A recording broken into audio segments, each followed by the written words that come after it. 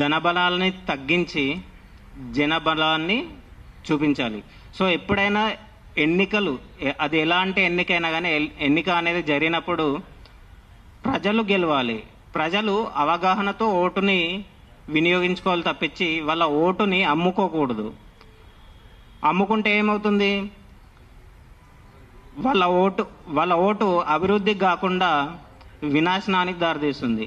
So రాజకీయ నాయకులు ఒకసారి మీ ఓటును కొన్నారనుకోండి, వాళ్ళు డబ్బు ఇస్తున్నారు, మేము తీసుకుంటున్నాము, వాళ్ళ డబ్బు అయిపోతే మేము తీసుకోమా అని చెప్పేసి చెప్తారు కదా. సో అలాంటి పదాలు చెప్పకుండా మీరు మీ ఓటుని అమ్ముకోకుండా మీ యొక్క ఓటు హక్కుని వినియోగించుకోవాలి. అప్పుడే నవ సమాజం అనేది నిర్మాణం అవుతుంది. సో వాళ్ళు ఏ పార్టీ వాళ్ళు వచ్చినా కానీ, ఏ పార్టీ నాయకుడు వచ్చినా కానీ వాళ్ళు డబ్బులు ఇస్తున్నారు, మేము తీసుకుంటున్నాం అని చెప్పి ఇలాంటి మాటలు అవి సరైనవి కావు. సో అలా వేసుకున్నప్పుడు మీరు అభివృద్ధిని కోరుకోవట్లేదు అనే సూచన వెళ్తుంది సమాజంలో. సో కాబట్టి ఖచ్చితంగా మీరు ఓటు హక్కుని వినియోగించుకుంటున్నప్పుడు మీ యొక్క ప్రాంత అభివృద్ధిని దృష్టిలో పెట్టుకొని మీ యొక్క ఓటు హక్కుని వినియోగించుకోగలరని కోరుతున్నాను. ధనబలం గెలవద్దు. ఎప్పుడైనా ఎన్నికలలో అది ఏ ఎన్నికైనా కానీ ధనబలం అనేది గెలవకూడదు. జనబలం గెలవాలి, ప్రజలు గెలవాలి. అల్టిమేట్గా గెలవాల్సింది కూడా ప్రజలే. సో ప్రజలు దేనికి, అభివృద్ధికి ఓటు వేయాలి. సో అది దృష్టిలో పెట్టుకొని ఓటు హక్కును వినియోగించుకోగలరని కోరుతున్నా. తెలుగులో నానాటికి తీసి కొట్టు నాగంబొట్టు అని ఒక సామెత. అంటే ఒకసారి బ్రహ్మాండంగా స్టార్ట్ అయింది, కాల ప్రవాహంలో కొద్ది కొద్దిగా మార్పులు చెందుతుంది, చివరికి భ్రష్టత్వాన్ని పొందుతుంది అని. వైదిక పూర్వయుగంలోనే నేటి విజ్ఞానం లేకపోయినా అప్పటి గ్రామీణ ప్రజలు ఊరు, సభ, సమితి అనే వాటిని ఎన్నుకొని తమ ప్రాంత అభివృద్ధి కోసం కృషి చేసేవాళ్ళు. దాన్ని మనం ఈ ఎలక్షన్లు లేదా ఈ ఎన్నిక అనేదానికి మనం మూలం అని మనం అనుకోవచ్చు. మనకు స్వతంత్రం వచ్చాక మొదట్లో చాలామంది న్యాయ కోవిదులు మనకు ప్రతినిధులుగా అక్కడ ఉండేవాళ్ళు. జనసభలో, లోక్సభ అంటున్నాం దాన్ని. ఇక కాలక్రమంలో ఏమైందంటే అక్కడ విజ్ఞానులు రావటం, మేధావులు రావటం దగ్గర నుంచి వాళ్ళ స్థానంలో ఈ ధనబలం ఉన్న వాళ్ళు ఒకళ్ళొకళ్ళు చేరుకుంటూ పోవటం అయింది. ఇప్పుడు ప్రస్తుతం కొలువు తీరు ఉన్న లోక్సభలో 543 మంది సభ్యులుంటే అందులో 504 మంది సభ్యులు కోటీశ్వరులు. అంటే మొత్తం భారతదేశం నుంచి జస్ట్ ఒక 39 మంది మాత్రమే సామాన్యులు ఎన్నికైనారని అర్థం. వీళ్లలోనూ ఇది గతంలో పోల్చుకుంటే 82% ఉండేది, దాని తర్వాత 86% ఎదిగింది, ప్రస్తుతానికి 93% ఉంది. అంటే మనం మన ప్రతినిధులు అని చెప్పుకుంటున్న ఎవడు మన మాదిరి సామాన్యుడు కాడు. వాడు డబ్బు చేసిన వాడు. ఆ డబ్బు చేసిన వాళ్ళు అక్కడ ఉన్నారు. దీనికి వాడు వీడు, ఆ పార్టీ ఈ పార్టీ అని తేడా లేదు. బీజేపీ పార్టీలో 95% సభ్యులు కోటీశ్వర్లే, కాంగ్రెస్ పార్టీలో 93% సభ్యులు కోటీశ్వర్లే, టీడీపీ, వైసీపీ లాంటి ప్రాంతీయ పార్టీలు అయితే 100% ఉన్న వాళ్ళందరూ కోటీశ్వర్లే. సామాన్యుడికి ఎవరికి అక్కడ ప్రజల్ని ప్రాతినిధ్యాన్ని వహించే అవకాశం దొరకట్లేదు వాళ్ళకి.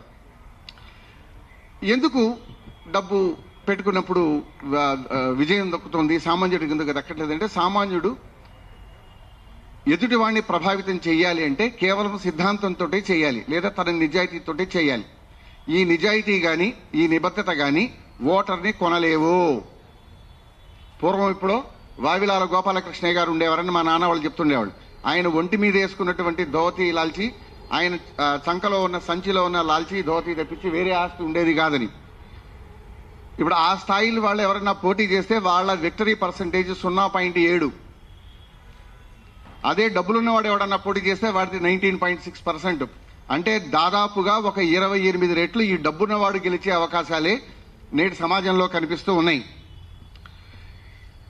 దీని అంతా ఈ గెలుపుకి ఈ కోటీశ్వర్లు ఆ పార్టీలో చేరుతుంటే ఆ పార్టీలు ఏం చేస్తున్నాయి? వాళ్ళకి గనులు కట్టి పెడుతున్నాయి, పోర్టులు కట్టి పెడుతున్నాయి, ఇక పెద్ద పెద్ద కాంట్రాక్టులు 100 కోట్లు 1000 కోట్ల ప్రాజెక్టులు వాళ్ళకి అప్పచెప్తున్నాయి. దానికోసం గాను ఈ కోటీశ్వర్లు వాళ్ళకి ఫండింగ్ చేస్తున్నారు. 2024లో ఈ ఎలక్టరల్ బాండ్లను సుప్రీంకోర్టు నిషేధం చేసే వరకు 16,000 కోట్ల రూపాయల డబ్బులు పొలిటికల్ పార్టీలకు అందాయి. అది చిన్న మొత్తం కాదు. ఒక రాష్ట్ర ప్రభుత్వం విద్యా వ్యవస్థ కోసం గాను పెట్టే ఖర్చు, ఒక వైద్య వ్యవస్థ కోసం పెట్టే ఖర్చు కన్నా ఎక్కువే అవి. వీటి కూడా సోర్సెస్ చెప్పవి ఈ పార్టీలు. ఫలానా చంద్రశేఖరరావు 10 రూపాయలు ఇచ్చాడు, ఫలానా జడ్సన్ గారు 25 రూపాయలు ఇచ్చాడన్న లెక్క ఉండదు. అది అదంతా అన్డిస్క్లోజ్డ్. ఎవడో డబ్బు వేస్తాడు, ఎవడో బాండ్ కొనిపెట్టుకుంటాడు, ఎవడికో ఇస్తాడు, ఆ బాండ్ ఏదో పార్టీ వాడుకుంటుంది. అంటే డబ్బు యొక్క మూలం ఏంటో తెలియదు. పార్టీలన్నీ డబ్బు చేస్తున్నాయి కాబట్టి డబ్బు ఇచ్చే వాడిని ప్రోత్సహిస్తాయి కానీ వాడినే క్యాండిడేట్గా పెడతాయి. 90 లక్షల వరకు ఖర్చు పెట్టచ్చు ఒక పార్లమెంటు ప్రతినిధి ఎన్నికల్లో. అంటే ఇప్పుడు ఎవడు ఆ డబ్బు పెడుతున్న వాళ్ళు లేడు. 25 కోట్లు 50 కోట్లు ఖర్చు పెడుతున్న వాళ్లే. ఈ ఖర్చులకు వాళ్ళు ఏం చెప్తున్నారంటే, అయ్యా జనం డబ్బు తీసుకుంటున్నారు మా దగ్గర, మా నుంచి వాళ్ళు సేవలు కోరుకోవట్లేదు, ఇమ్మీడియట్ బెనిఫిట్ ఏది ఉందో అదే అడుగుతున్నారు, లాంగ్ టర్మ్ బెనిఫిట్ అనేది ప్రజలు కోరటం లేదు అని. అలా చెప్తున్న వాళ్ళలో మన తెలంగాణ నాయకులు కూడా ఉన్నారు. ఇక్కడ మొన్న ఎలక్షన్ జరిగితే 700 కోట్ల రూపాయల డబ్బు పట్టుపడ్డది. అంటే ఎవరి కోసం పోతున్నది 700 కోట్ల రూపాయల డబ్బు? అక్కడ జనాల్లో పంపిణీ చేయడానికే. ధనంగా పంపిణీ చేయొచ్చు, మద్యంగా పంపిణీ చేయొచ్చు, ఇంకోటి ఏదైనా రూపంలో పంపిణీ చేయొచ్చు. ఈ మధ్య వైరల్ అవుతున్న వీడియోస్ కనుక మీరు గమనించుకుంటే, పంచాయతీ ఎన్నికల్లో ఇంటికి వచ్చి ఓడిపోయిన క్యాండిడేట్, నువ్వు నా దగ్గర 3 క్వార్టర్లు తీసుకున్నావు, ఇన్ని చికెన్ బిర్యానీలు తీసుకున్నావు, ఒక మనిషికి 2000 చొప్పున మీ ఇంట్లో ఉన్న వాళ్ళు 6000 తీసుకున్నారు, నువ్వు మాకు ఓటే లేదు, నేను ఓడిపోయినాను, ఇదిగో ఈ వెంకటేశ్వరం పైన ఓటేసి నీకే ఓటేశానని చెప్పు, లేదా నా పైసలు నాకు ఇయ్యని అడుగుతున్నారు. అంటే ఇది పరమహీనావస్థ. వాడేదో పిలిచాడు, టీ తాగిచ్చాడు, మనం ఏదో లారీలో ఎక్కించి తీసుకెళ్లాడు, గతంలో 200 రూపాయలు ఇచ్చి లారీలో తీసుకెళ్లాడు, వాళ్ళకి బిర్యానీ పొట్లాలు ఇచ్చారంటే జన సమీకరణ అని దానికి పేరు పెట్టుకున్నాం అప్పుడు అందంగా. ఇప్పుడు అది ఎక్కడి దాకా వెళ్ళిపోయిందంటే, ఇంటికి వచ్చి నేను నీకు డబ్బులు ఇచ్చాను, నువ్వు నాకు ఓటేయలేదంటే ఇప్పుడు ఓటర్ నిబద్ధతని వ్యవస్థ ప్రశ్నించడం కాదు, వాడిని అవినీతిలోకి దింపిన వాడు కూడా ప్రశ్నిస్తున్నాడు. ఒరే, నేను డబ్బిచ్చి అవినీతి చేశానంటే నువ్వు నా దగ్గర డబ్బు తీసుకొని అవినీతి పాల్పడి మళ్ళీ అందులో ఇంకొక అవినీతి అని ఇంటికి వచ్చి ఇంట్లో డబ్బులు నేను ఇవ్వను అంటే ఇంట్లో ఉన్న ఫ్రిడ్జ్లు టీవీలు ఎత్తుకుపోయే పరిస్థితి. ఇది ఎందుకు జరుగుతుంది? 18 ఏళ్ళు నిండిన ప్రతివాడు భారతదేశంలో ఓటరే. కానీ పోలింగ్ బూత్ దగ్గర నుంచొని ఓట్లు వేసేటప్పుడు లెక్కేసుకుంటే 65% పోలింగ్ జరిగిందంటే మనం పేపర్లలో హెడ్డింగులు పెట్టుకుంటున్నాం. 60 భారీ పోలింగ్, 65% అని. అంటే మిగతా 35% ఏమైంది? అందులో చచ్చిపోయిన వాళ్ళు ఎవరు ఉంటారనుకున్నావు 10%, మిగతా వాళ్ళన్నా రావాలి కదా. అంటే ఓటరు నిర్లిప్తతకు సిద్ధంగా ఉన్నాడు. నగరంలో అది ఒక హాలిడే అయిపోయింది. అంతే తప్పించి నేను ఒకరిని ఎన్నుకుంటున్నాను ప్రతినిధిగా, వాడు నా సమస్యల్ని అక్కడ ప్రతిపాదించడం కోసం ఉన్నాడన్న కాన్సెప్ట్ పోయింది. ఒక సెలవు వస్తుంది, ఎంజాయ్ చేస్తాను, నా ఓటు నేను వేయకపోతే ఏమవుతుందంటే ఇంకోటి ఎవడో వేస్తాడు. ఆ లోపల కూర్చున్న వాళ్ళు 5 పొలిటికల్ పార్టీ మెంబర్లే, వాళ్ళకి ఒప్పందం ఉంటుంది. సాయంత్రం అయిన తర్వాత దొంగ ఓట్లు పడుతున్నాయంటే లోపల ఉన్న ఏజెంట్ సహకరించకపోతే పడతాయా? మీ బదులు ఎవడో వేస్తున్నాడు, సుబ్బడో ఎల్లడో, వాడు 2000 తీసుకుంటాడు. పోనీ మీరే 2000 తీసుకుని ఓటు వేసారనుకుందాం, వాడు 5 ఏళ్లు పదవీ కాలంలో ఉంటాడు. మీకు ఇచ్చిన 2000లో సంవత్సరానికి 400 రూపాయలు, అంటే రోజుకు రూపాయి పావలా కూడా కాదు మీ ఓటు హక్కు. అంటే మీరు ఎంతకు అమ్ముకుంటున్నారంటే రోజుకు ₹1 అమ్ముకుంటున్నారు మీ ఓటుని. మీరు ₹1 అమ్ముకుంటున్నప్పుడు మీకు రూపాయి ఇచ్చిన వాడు మీ పైన బాసిజం చేస్తాడా, లేకపోతే అయ్యా దొర నువ్వు చెప్పు నేను నీకు చేసి పెడతా, నీ సేవలో నేను ఉన్నానంటాడా? అనడు. వాడు 100 కోట్లు ఖర్చు పెట్టాడు అంటే వాడు ఇంకొక 1000 కోట్లు సంపాదించుకోవడం కోసం చేస్తాడు. అప్పుడు నువ్వు అవినీతి చేస్తున్నావని ప్రశ్నించే హక్కుని మనం కోల్పోతాం. ఎందుకంటే మనమే అవినీతితోటి వాడిని ఎన్నుకుంటున్నాం కాబట్టి ఓటరు జాగరూకుడై తాను ఓటు అమ్ముకోవడం వలన ఎన్ని నష్టాలు ఉన్నాయి, వ్యక్తి నష్టం ఏంటి, సమాజ నష్టం ఏంటి, దేశ హితానికి ఎంత ప్రమాదం, ఇవి తెలుసుకొని దాని నుంచి దూరంగా ఉండాలి. దానికోసమే గతంలో ఎలక్షన్ కమిషన్ ఇప్పటికీ ఫాలో అవుతోంది. పైవాడెవడు నాకు నచ్చలేదని ఒక కింద బటన్ ఉంటుంది, none of the above, NOTA, అది నొక్కిరా. నీకు ఎవడు నచ్చలేదు, వాడు దుష్టుడు, భ్రష్టుడు, నీచుడు, నికృష్టుడు, అధముడు, ఈ అధములే చాలా మంది ఉన్నారు. లోపల మనకు పార్లమెంటు సభ్యులుగా ఉన్న వాళ్ళలో దాదాపు 56% మంది పైన క్రిమినల్ కేసులు ఉన్నాయి. మరీ హీనమైన, ఘోరమైన, దారుణమైన కేసులు ఉన్న వాళ్ళు 36% మంది ఉన్నారు. వాడు ఆ పార్టీ ఈ పార్టీ అని తేడా లేదు, అందరిలో ఉన్నారు.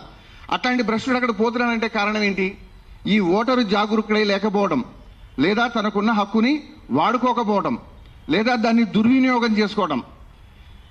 ఈ దుర్వినియోగం చేసుకుంటే ఈ రోజు నీకు ఇమ్మీడియట్ గా ఏదో ఒక బెనిఫిట్ కనిపించవచ్చు, ఒక 2,000 రూపాయలు ఏదో, కానీ లాంగ్ టర్మ్ లో నీకు ప్రమాదమే.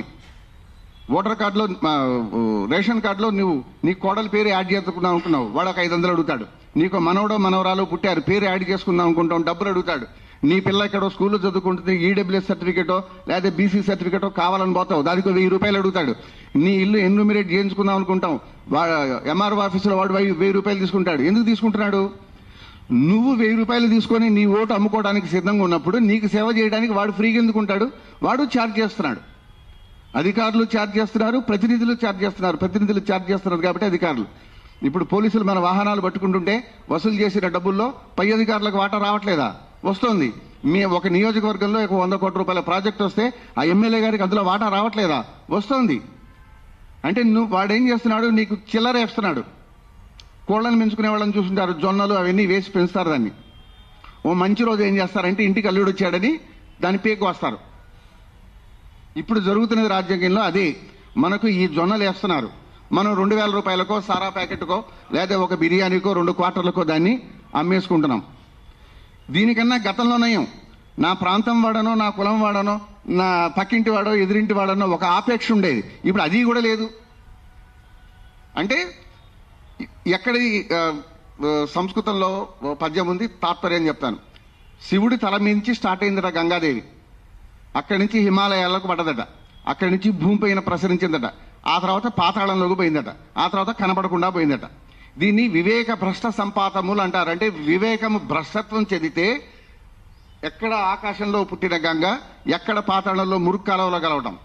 మనకున్న హక్కుని, పవిత్రమైనది ఓటు హక్కు, పవిత్రమైనది ఓటు హక్కు అని మనమే రాస్తున్నాం, మనమే అమ్ముకుంటున్నాం. ఈ